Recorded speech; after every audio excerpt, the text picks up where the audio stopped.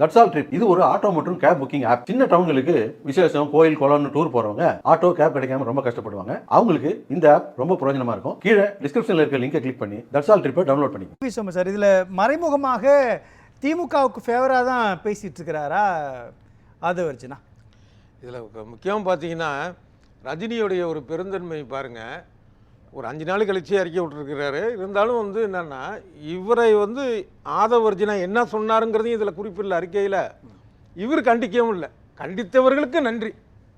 அப்போ எவ்வளோ இந்த பண்பெல்லாம் நம்ம கற்றுக்கணும்னா நமக்கெல்லாம் வராது. ஏன்னா நமக்கெல்லாம் டக்குன்னு யாராச்சும் ஒருத்தர் குத்துனானா சொரணை தட்டும் அப்படியே யாரா என்னடா பண்ணுறேன்னு. அதை தாண்டின அது ஒரு ஆன்மீக மனநிலையே என்னமோ. அதாவது இவர் கண்டிக்கவே இல்லை ஆதவர்ஜனாவை. கண்டித்தவர்களை அது அவர் பேசுனதை கண்டித்தவங்களுக்கு நன்றி சொல்கிறாரு. அது ஒரு பாயிண்ட். இது அது ஒன்று.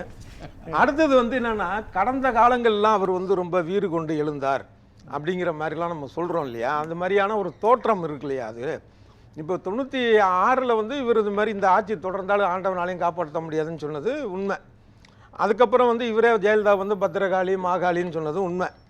அதெல்லாம் தாண்டி சமீபத்தில் ஆர்.எம். வீரப்பனுடைய ஒரு டாக்குமெண்ட் எடுக்கிறதுல சொல்லியிருக்கிறார் என்னன்னா, இத்தனை வருஷம் கழித்து சொல்கிறாரு, அப்போ நான் பக்குவம் இல்லாமல் பேசிட்டேன் அப்படின்னது.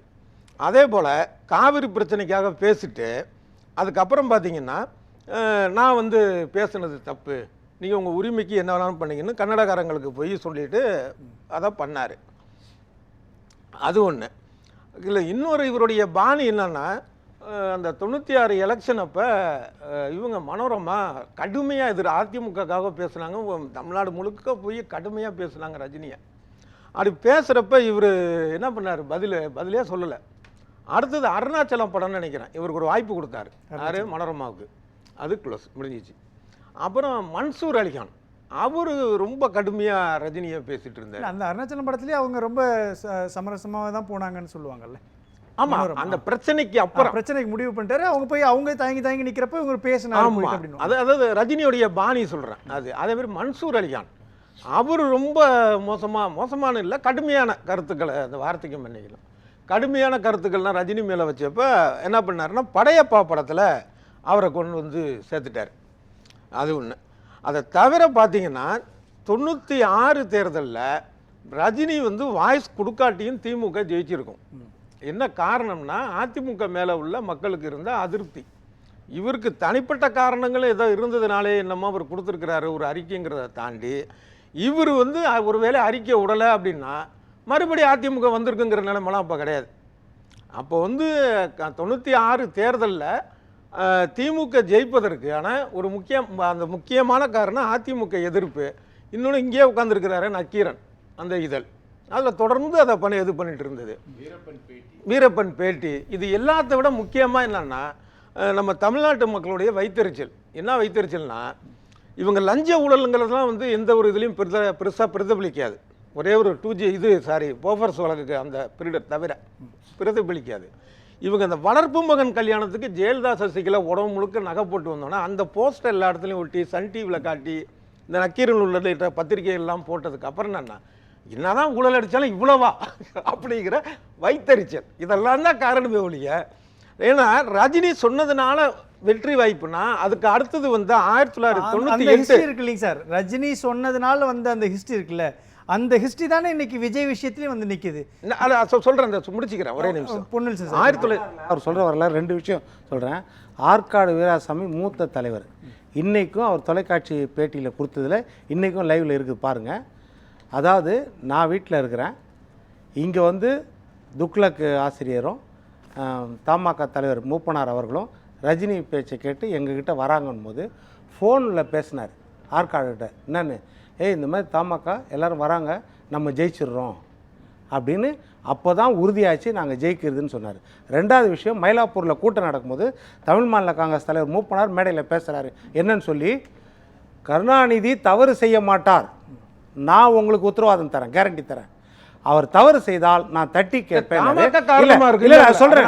தட்டி கேட்பேன் சொல்லிட்டு அடுத்தது கலைஞர் பேசுறாரு. கலைஞர் என்ன பேசுறாரு, என்னுடைய நண்பர் மூப்பனார் நான் தவறு செய்தால் என்னை தட்டி கேட்க வேண்டாம், தலையில் குட்டியும் கேட்கலாம் சொன்னார். சரி. அதனால அது அன்னைக்கு ஒண்ணு. இதுதான் பெரிய பெரிய ட்ரெண்ட். அடுத்தது என்னன்னா, இதே ரஜினி வந்து வெளிப்படையா வாய்ஸ் கொடுத்த 1998ல் நாடாளுமன்ற தேர்தலில் அதே திமுக தமாகவுக்கு குரல் கொடுத்தாரு. ஆனால் அது எடுபடலை. அவர் குரல் கொடுத்த அணி தோத்துச்சு. அப்புறம் 2004 நாடாளுமன்ற தேர்தலில் அவர் பாஜக அதிமுக அணிக்கு தான் அவருடைய வாய்ஸ் போச்சு, அது தோத்துச்சு. அதனால ரஜினிக்கான எது 2 நடந்திருக்குன்னு தான் நான் சொல்றேன். என்னன்னா, அதாவது ஜோசியம் மாதிரி நம்ம ஒரு ஜோசியம் சொல்லிடுவான், பிறந்தா ஆம்பளை புள்ள, பிறக்கலாம் பொம்பளை புள்ளம்பா, முடிஞ்சு போச்சு. ஆனா அதுக்கு புள்ள பிறகுறதுக்கு காரணம் அப்பனும் அத்தாலும், ஜோசியம் கிடையாது. ஆனா என்னன்னா சொல்லிக்கலாம், நான் அன்னைக்கே சொன்னேன்ல.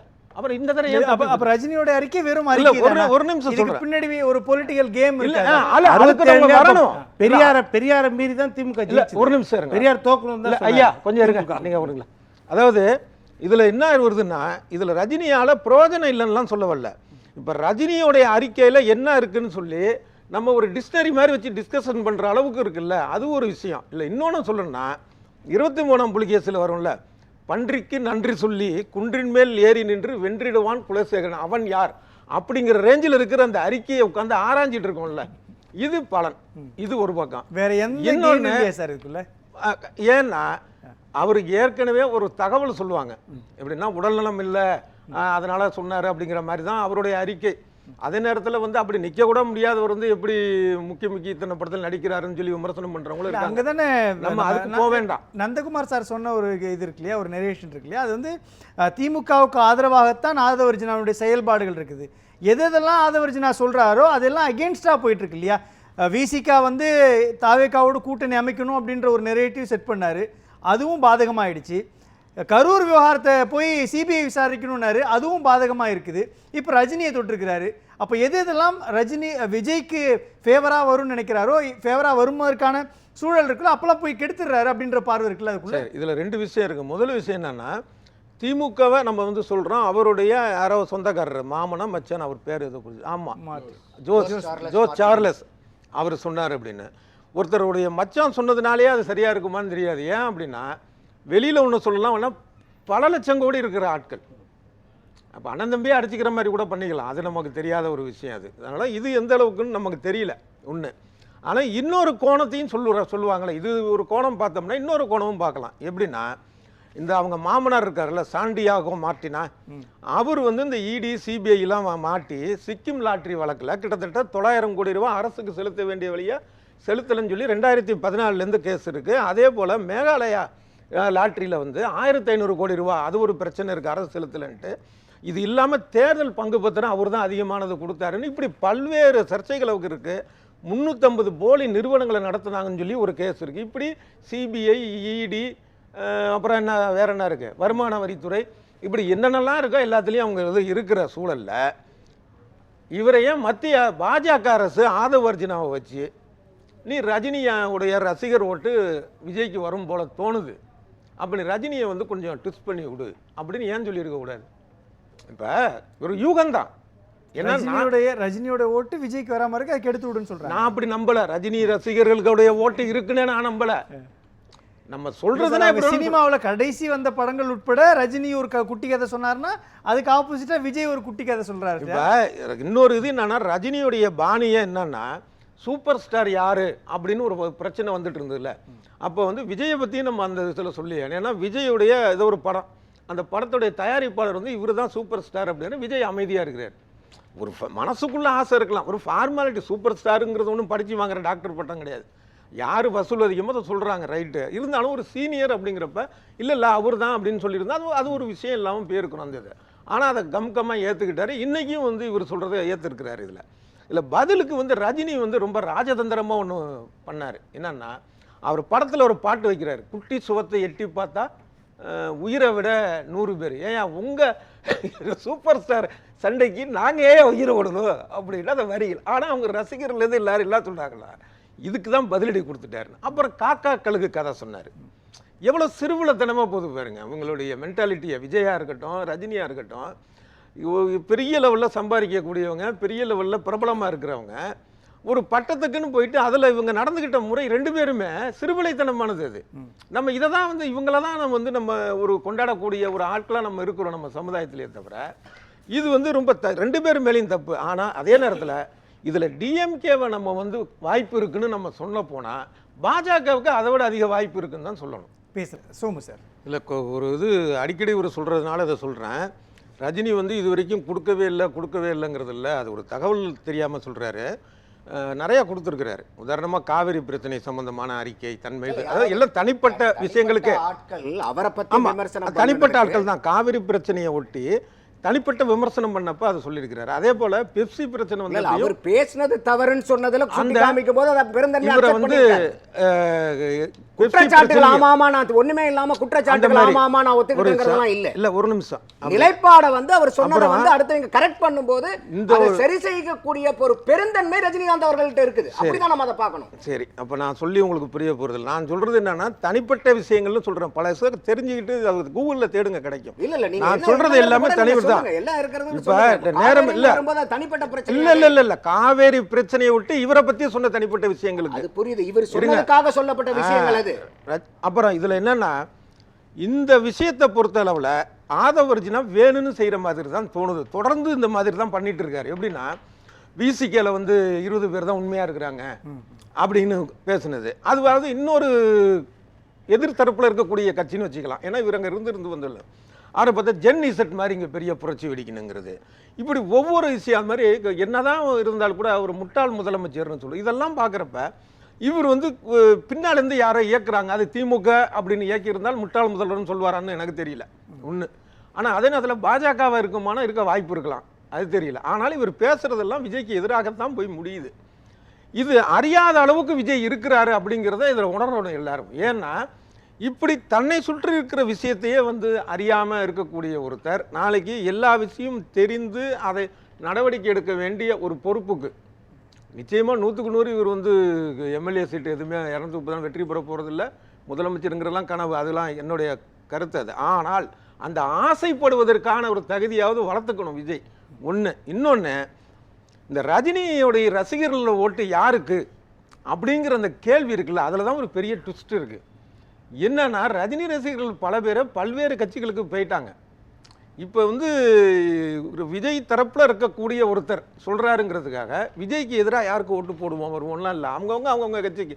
ரஜினி மன்றத்திலேருந்து இருந்து போனவர் இப்போ திமுக எம்எல்ஏவே ஆகிட்டார் ஒருத்தர். இப்படி பல பேர். ஒரு விஷயம் இல்லை, சுருக்கமாக ஒரு விஷயம் வந்து என்னென்னா, மீதி இருக்கிற ரஜினி ரசிகர்கள்லாம் எப்பா இந்த எலெக்ஷன் வேற வருது, யாரை அழைச்சிட்டு போக சொல்லலாம், பையனை அழைச்சிட்டு போகலாமா இல்லை வந்து பேரனை அழைச்சிட்டு போகலாமா அப்படிங்கிற இழஞ்சில் இருக்கிறவங்கள போய் வம்பளுக்காதீங்க. நன்றி சார். இல்லை, ஒரே ஒரு கருத்து. எடப்பாடியார் கண்டன அறிக்கையில் ரஜினி இப்போ என்ன பயன்படுத்துகிறாரோ அதே வார்த்தை எடப்பாடியார் கண்டன அறிக்கையில் இருக்குது. அதாவது தலைமை பொறுப்பில் இருக்கும் தாவேகா தலைமை பொறுப்பில் இருக்கும் நிர்வாகின்னு கொடுத்துருக்காரு. அதே தலைமை பொறுப்பில் இருக்கும் நிர்வாகின்னு தான் நம்ம ரஜினிகாந்தும் கொடுத்துருக்காரு. அடுத்து என்ன சொல்லியிருக்காருன்னா அவதூறு கருத்தை பரப்பி இருக்காருன்னு சொல்லியிருக்காரு. அதே வார்த்தையை தான் ரஜினியும் பயன்படுத்தியிருக்காரு. அப்போது ரஜினியை இம்ப்ரெஸ் பண்ணிக்கிறது எடப்பாடி பழனிசாமி ஐயாவுடைய அந்த எதிர்வினை தான். அதுலேயே என்ன சொல்லிக்கிறாருன்னா அரசியலை கடந்து, அவர் ஓட்டுக்காக சொல்ல, அரசியலை கடந்து எல்லோராலும் மதிக்கப்படுகிற திரை ஆளுமை. அவர் அரசியல்வாதி தேர்தல் நேரத்தில் திரை ஆளுமை எல்லாருமே பார்த்தீங்கன்னா அரசியல் நாகரிகம் ரொம்ப அதிகமாயிட்டே இருக்கு. என்னன்னா பாஜக ஜாக்கிரதை இருங்கன்னு மு க ஸ்டாலின் சொல்றாரு. அதிமுக பாருங்க, திமுக வந்து அதிமுக இருந்து வந்தவங்களுக்காக சீட்டு கொடுக்குறாங்க அப்படிங்கிறாங்க. நேர எல்லைக்கு பதட்டமாக அவருக்கு என்னடா திமுக எதிராக பங்கேற்று கருத்துக்களை வழங்கிய விருது